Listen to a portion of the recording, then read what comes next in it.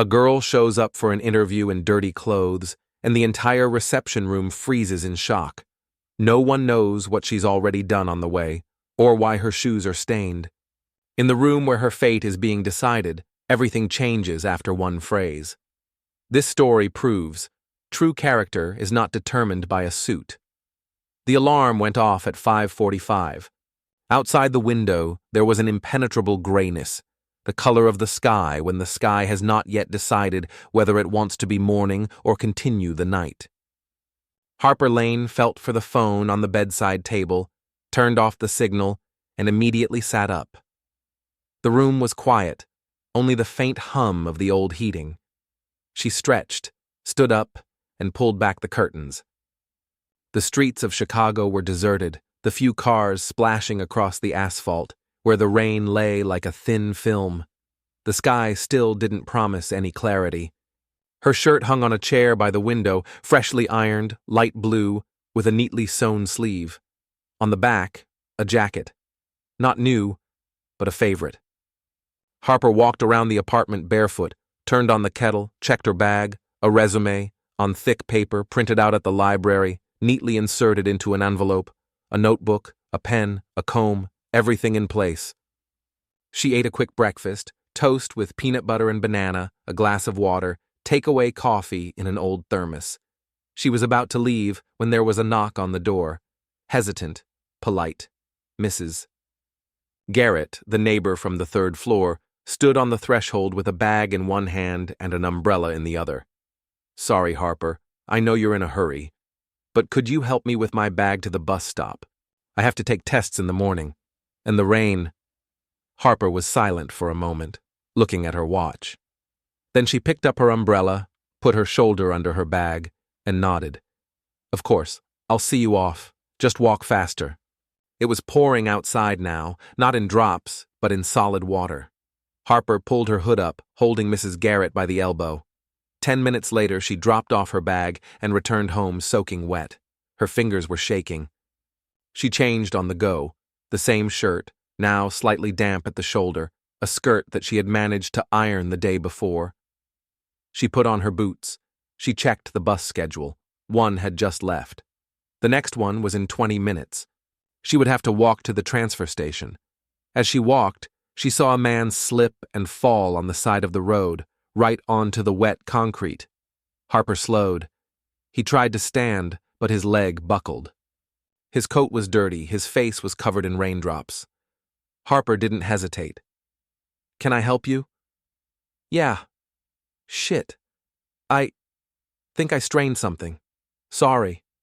She took him by the arm, helped him sit down on the bench.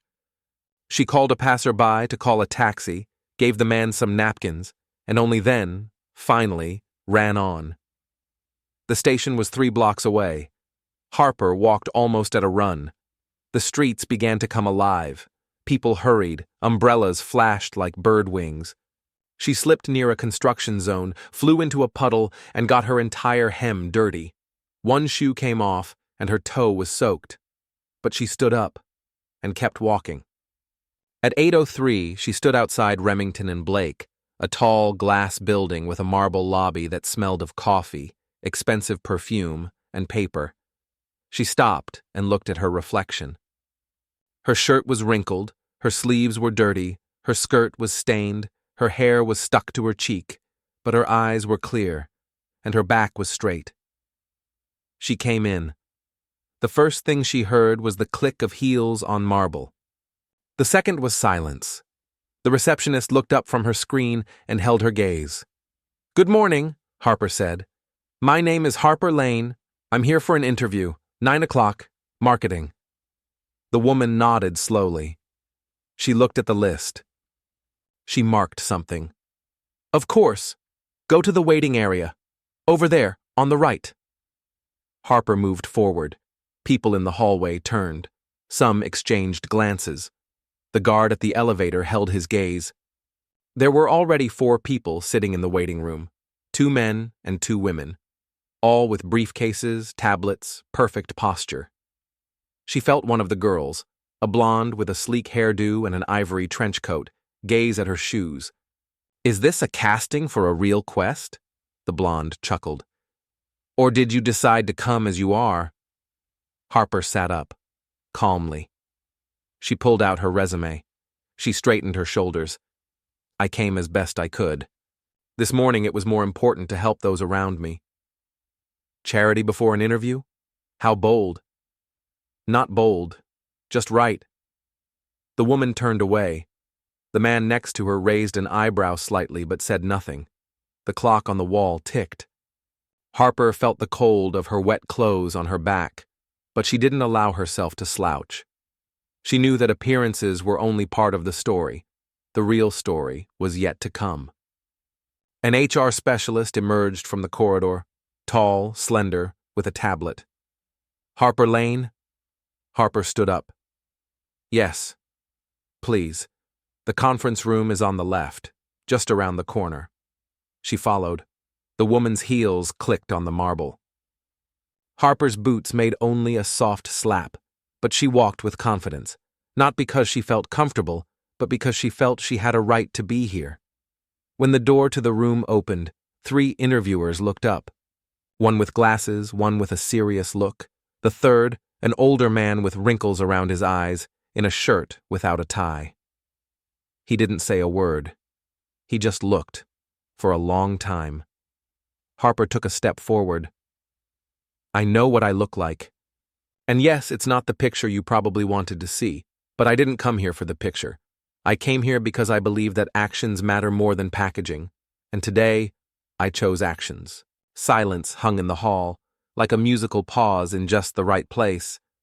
The man in the shirt smiled slightly. Sit down, Miss Lane. Tell us where you would start if you were given this project today. And she sat down, still in dirty boots, but with a clear voice, because dirt can be washed away.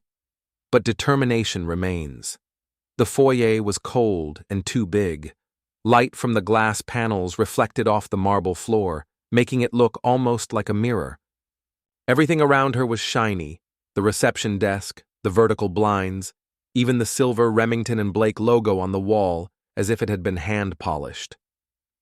Harper stepped forward, and the sound of her boots seemed out of place here, too muffled, too outdoorsy for such a sterile space. A girl with a perfectly pressed uniform and perfect hairdo sat at the counter. She stared at the monitor until Harper came closer. Then she looked up and immediately assessed her with her gaze, from the wet strands to the wrinkled cuffs and stains on her skirt. Good morning. I'm Harper Lane. I'm here for an interview in the marketing department, she said reservedly. Just a minute, the girl replied as if holding back a smile. 8:15. You had 9? Yes, I'm a little early. It's clear. She nodded, took the plastic guest card and handed it to Harper, being careful not to touch her fingers. The waiting area is straight down the hall, 3rd door on the left. Security will show you in. Harper nodded and turned. A soft chuckle was heard behind her. Someone at the coffee machine began to whisper, Did you see that? This is the first time I've seen anything like that here, honestly. Maybe the cleaning lady came to this floor by mistake? She didn't stop. She didn't turn around. She just kept walking, past the perfect suits, past the stilettos and watches that glittered like a jewelry store window. In the elevator, she saw her reflection and wasn't afraid. She just straightened her collar. The dirt remained, but the eyes were the same. The waiting area smelled of coffee and perfume. The silence was thick. The people sitting on the couches were young, confident, well-groomed. Harper stopped, looked around, and chose an empty seat by the window. She sat down, folding her hands in her lap, and pulled her resume out of the folder. The paper was slightly damp around the edges, but the text was not blurred. She ran her finger over the name at the top, just to remember why she was there. Sorry, said the girl across from me, with perfectly sleek blonde hair and a tablet in her hands. I'm really curious. Is this on purpose? Harper looked up. What? On purpose? Well, you obviously know what you look like, and you still came. Is this some kind of experiment? No, Harper answered calmly. It's life.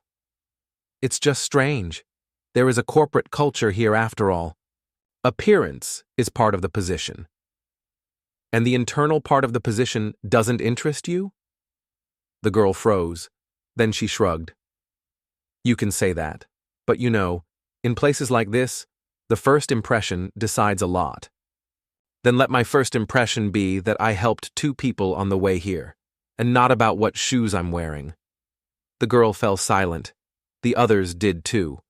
One of the guys in the corner glanced sideways at Harper, but his gaze was not mocking, more like surprised. Another 10 minutes passed. The door opened. Isabel Crane entered, tall, in a formal suit, with a straight line of lips. She held a tablet in her hands, and on her face was the expression of someone who had no time for procrastination. Harper Lane? Harper stood up, calmly. She put the folder in her bag and came closer. It's me. Isabel glanced at her clothes. She didn't say a word. She just nodded and gestured for her to follow her. They walked down the hallway. The walls were painted a light gray, the lighting soft, without a single shadow. Harper could only hear the sound of Isabel's heels and her own breathing. She wasn't trying to look confident. She was confident that she had lived this day correctly. Please, said Isabel, opening the door. The room was spacious. A glass wall overlooked the city. 3 people sat at a long table, a middle-aged woman, a man in his 40s with a pen clenched in his fingers, and an older man with gray temples and a look that missed nothing. He didn't take his eyes off Harper when she entered. This is Harper Lane, Isabel said and sat down. The gray-haired man leaned forward slightly. Good morning. You seem to have come a long way? Harper looked straight into his eyes. Not as long as it seems. But yes, the road was not smooth. Did you have time to change? It was, but I chose differently. Why? She straightened up, not a tremor in her voice. On the way here, I helped an old lady carry her bag to the bus. Then a man fell by the side of the road. I helped him up. Then I fell myself.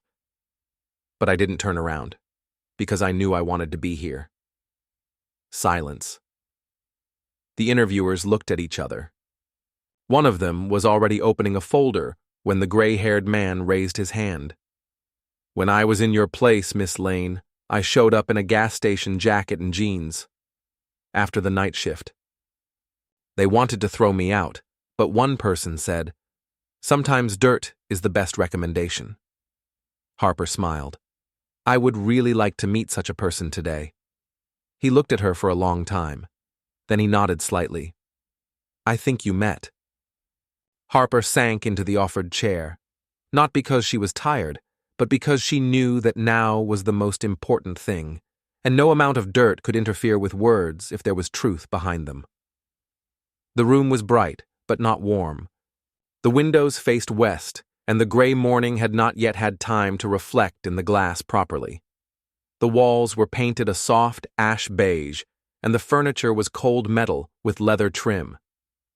Everything in this room seemed to say, we are serious, and we do not have to smile. Harper sat on the edge of her chair, not because she was afraid, but because she didn't want to take up more space than she had been given. She kept her back straight, her hands in her lap, her resume closed on the table in front of her. The paper was slightly damp from her palms, but it was still legible. She knew it. Charles Remington sat across from her. Not in the center, as one might expect, but closer to the edge. His suit was impeccable, but not flashy. His hands were folded, and his gaze was deeper than she would have liked. But Harper did not look away. Tell me, Harper, he said at last. His voice was low and calm, with the characteristic timbre of people who have long been accustomed to speaking and being heard. Why our company? Because you started from scratch, she said. Because you didn't inherit the chair. You built it yourself. And because I respect anyone who remembers what it's like to do it all alone. There was silence in the room. Isabel Crane leaned forward slightly. You don't have a specialized education, she said coldly. Your experience is freelancing and local projects. You've never worked in large structures. How do you compensate for this? Harper looked at her, not challengingly, but firmly. I compensate for this by being a fast learner and by never giving up. This morning, it took me 10 seconds to realize that if I turned back, I would no longer be here. I didn't turn back. And I won't. Very poetic, said the third member of the committee, Jason Hill, smiling slightly. But it's not always enough. This is the basics. I will learn the rest. Charles raised his hand, gesturing for silence. Tell us about your latest project, the one on your resume, an online campaign for an independent bookstore. Harper nodded. The owner had no budget, just an idea, to revive interest in printed books among teenagers. I suggested creating an Instagram series on the topic of books as a refuge. We collected 12 stories from real schoolchildren and launched an interactive show with illustrations. In 2 weeks, the reach increased by 900%. The number of subscribers increased 5-fold. They were able to open another outlet. And you did it alone? Completely, from concept to layout. I didn't know how to work with algorithms, but I learned, because they believed that I could handle it. And I didn't let them down.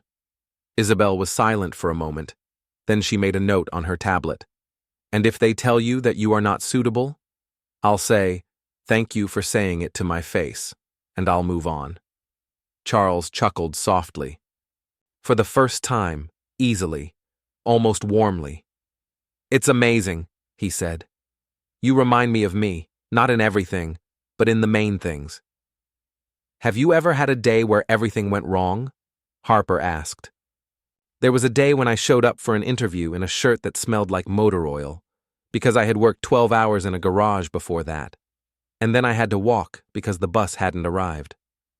And when I walked in, the security guard thought I was a plumber, but one person decided to listen to me. Are you grateful to him? Every day. Harper looked straight into his eyes.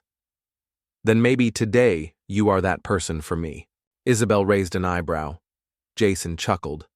Charles just nodded. You know that we don't make decisions instantly. There is a procedure. There is a system. I know, Harper said. I'm not asking for a break. I just want to be listened to as carefully as the people in the silk shirt. We hear you, Jason said. Perhaps too clearly. Isabel closed the tablet. Do you have any questions? Yes. Harper exhaled slightly. If you were me, would you take the job? Silence. All three looked at each other. Charles spoke first again. It depends on who I would have been in that place. If I were who I was then, yes, without hesitation. Harper nodded. Then I hope that today is your day to remember it. She stood up, thanked him, turned to the exit. Her hands were shaking a little, her legs too. But she walked evenly, with the same dignity with which she had entered. Even if there was dirt behind her again. The hallway was quiet. The waiting room was empty. Only Madison sat against the wall, typing something on her phone. She looked up, saw Harper, and quickly looked down. No words, no new grin. Harper walked up to the counter, returned the card, thanked her, and walked outside. The sky was starting to clear. There were still puddles on the pavement, but light was filtering through the clouds. She took a deep breath. This wasn't a victory. It was a window, a thin one, but already ajar. And then, we'll see. But whatever happened, she knew the main thing.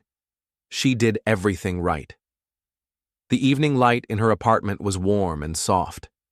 The old lamps didn't give off much brightness, but there was a coziness to it. Harper sat on the windowsill with a cup of ginger tea, watching the streetlights glinting off the glass, and beyond them, the city, which lived its noisy, fast life.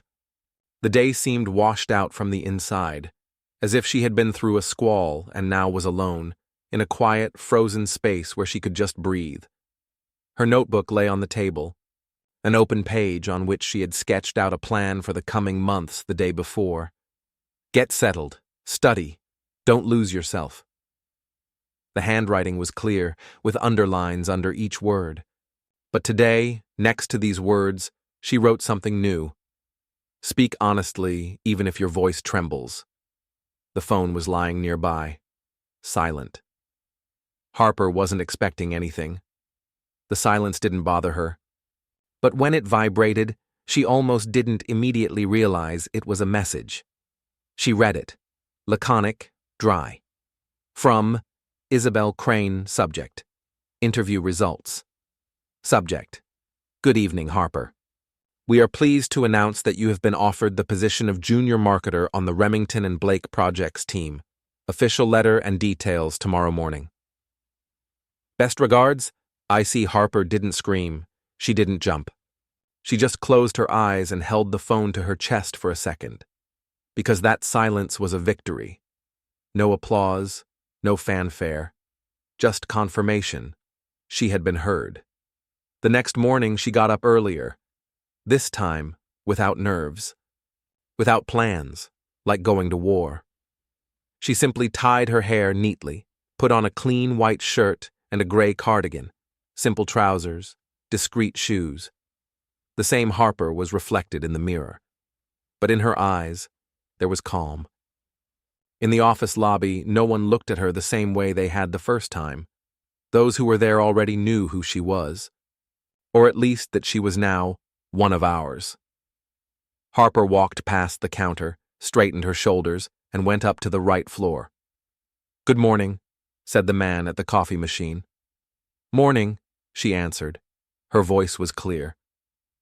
The workstation was in the corner overlooking the southern side of the city. A window, a desk, a computer, a folder with documents. Everything seemed unfamiliar, but there was something reassuring about it. As if she had come to a place she had once dreamed of being, but had not thought possible. Jason Hill, the one from the 3 interviewers, approached. You adapt quickly, he said, leaning on the edge of her desk. I'm trying. Harper smiled. We will have a planning meeting with partners tomorrow. Remington will be there. He asked you to prepare a short summary of the Urban Minds campaign, fresh projects with a youth audience. Can you handle it? Of course, she nodded. Thank you for the opportunity. He nodded back, but there was more than formality in his gaze. There was something like respect, or even admiration, but without enthusiasm, just a firm statement. This girl is not a random one. The whole day was spent working.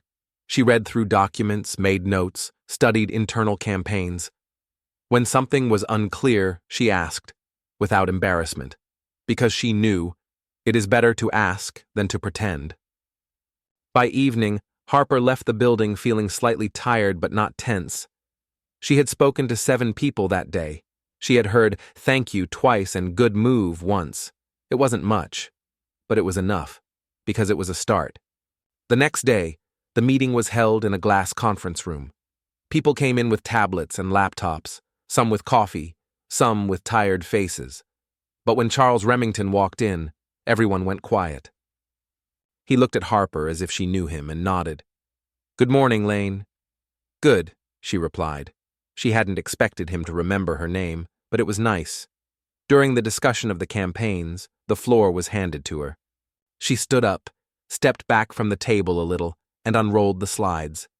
Urban Minds is about sincerity, she began, about what is not sold, but told. We see that young people are less and less likely to trust shiny slogans, but they listen when someone speaks their language, directly, simply, honestly. She spoke confidently, not quickly, but not slowly either. Her voice sounded as if there was more to it than the text. When she finished, there was silence, but not out of politeness, out of consideration.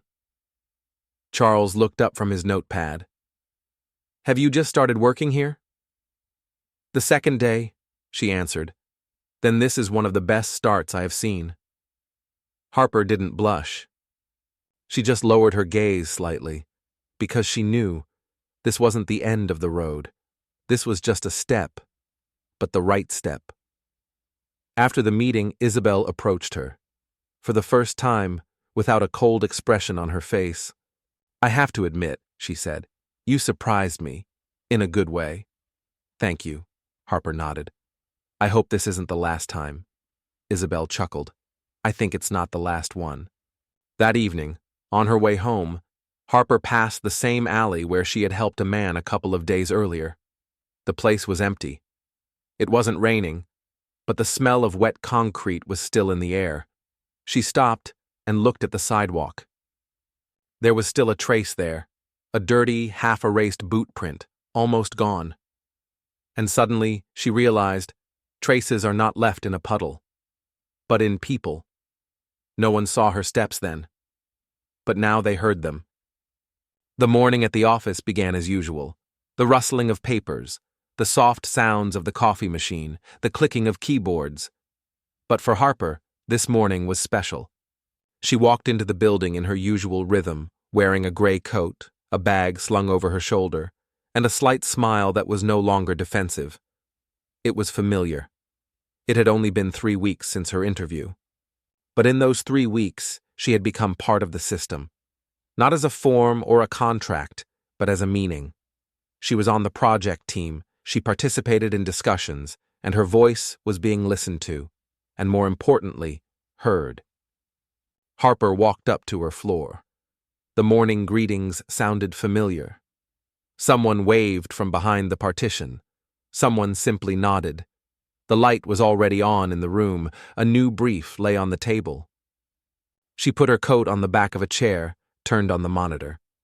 Jazz was playing in her headphones, quiet as breathing. Footsteps were heard in the corridor. Timid, hasty. Then a light knock on the glass door.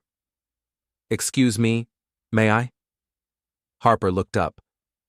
A girl in her 20s stood in the doorway, wearing an intern badge and holding a too large folder. She was thin, her hair was hastily pulled back, and there was a stain on her shoe that looked like it had been coffee. "Of course. Come in." "My name is Zoe. I'm new. I was told to come to marketing, only I was a little late. I dropped my coffee right in the elevator and all the paperwork." She pointed to the torn sheets. Harper stood up, walked around the table, and took the folder from her hands, calmly. "Breathe. Everything is fine. Who hasn't dropped their coffee?" Zoe looked at her with gratitude. "I thought they would turn me away, or reprimand me.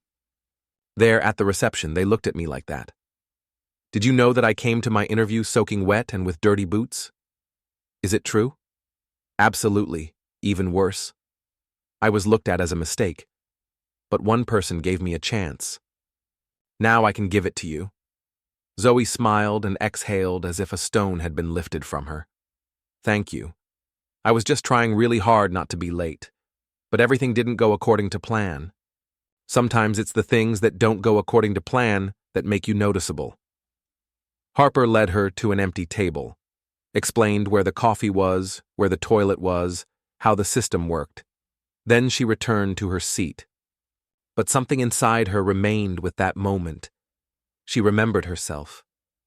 At the door, in the silence. And she realized the circle was closed. There was a general briefing in the afternoon. The room was filled with voices, screens, ideas. Ahead was a big presentation, for which Harper had been tasked with developing a concept. Charles Remington was in the room again. As always, a little to the side, like a conductor who listens to the tempo but does not interfere with the rhythm. When she came to the screen, he nodded slightly, not like a boss, like an equal. Harper spoke confidently, with precision. No unnecessary pathos, just the essence, grounded in reality. The slides changed, and with them, the expressions on her colleagues' faces. At the end, there was applause, not stormy, but sincere. Charles approached her after the meeting, when most had already left. "Remember when you asked me if I would hire myself?" he said. "I remember. Now I'll tell you, if you hadn't come then, we would have lost one of the best employees we've had in recent years." Harper smiled. "Thank you, Mr. Remington." Charles. Now, just Charles. He left, and she stayed by the window. She looked at the city. It was still the same, but it seemed closer. In the evening, Harper went down to that same alley again, where her day had begun, not according to plan. The asphalt was dry, but there were traces on it. In memory, in actions, in words. She knew. Everything that had happened was necessary. Sometimes you feel like you're covered in mud, but in reality, you're already on the path. And that path, no matter how difficult, leaves behind more than just wet boots. It leaves a mark. In those who see you, and in those to whom you will one day give a hand.